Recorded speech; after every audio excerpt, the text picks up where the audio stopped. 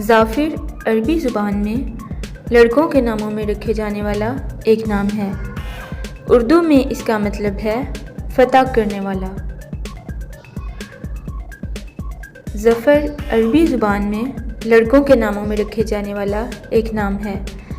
اردو میں اس کا مطلب ہے فتح، کامیابی۔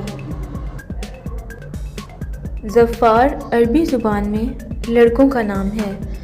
اردو میں اس کا مطلب ہے خوشبو۔